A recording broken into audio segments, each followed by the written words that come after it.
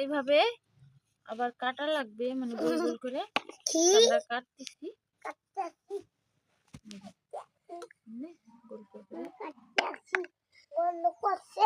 এই যে এখন আমাদের সবগুলো কাটা শেষ। এখন এটার ভিতরে হলুদ, একটু মরিচের গুঁড়া আর একটু নুন, মানে লবণ দিয়ে মাখাবো।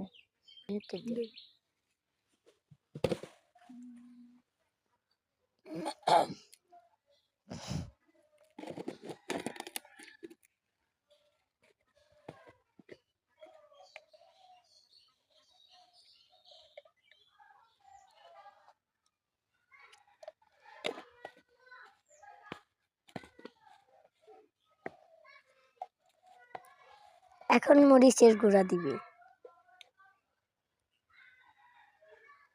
অল্প একটু দিলাম, মরিচের গুঁড়া না দিলেও চলবে। এখন হাত দিয়ে একটু মাখাই।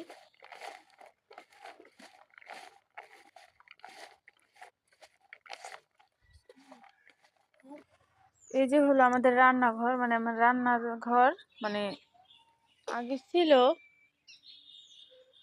একটু ভালোই, আবার অনেক নষ্ট হয়ে গেছে, এই জন্য ভাঙে আবার মানে নতুন করে রান্নাঘর উঠাবে। এখন এখানে আমি মানে এগুলা ভাজতে চাইছিলাম, তাই এই যে আমার ছেলে উঠে গেছে। তো এখন আর আমি এই জায়গায় ভাজবো না, এখন আমি গ্যাসের চুলায় ভাজবো, তাহলে আমার ছেলের আবার কান্না করতে পারে, ক্ষুধা লাগছে। তাই যাই, এখন আমরা গ্যাসে এগুলা ভাজি, এখানে ভাজবো। একটু অন্ধকার, তাই জানালাটা খুলে দিই।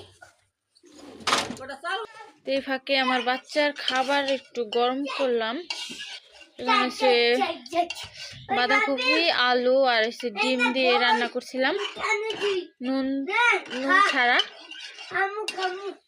তাই যখন রান্না করছিলাম, খাওয়ানো একটু লেট হয়ে গেছে, খায় নাই, কান্না করে ঘুমাই গেছে। তারপরে যাক, এগুলা ফালাম না, এখন তো শীতের দিন কিছু হবে না, তাই একটু গরম করে খাওয়াই দিবানি। এখন গরম করতেছি, চুলাটা জ্বালাই নিলাম। এখন কড়াইটা গরম হলে তেল দিয়ে দিব। এখন আমার কড়াই গরম হয়ে গেছে, আমি একটু তেল দিব, পরিমাণ মতো তেল দিয়ে দিলাম। এখন আমাদের তেল গরম হয়ে গেছে, এখন আমি অল্প করে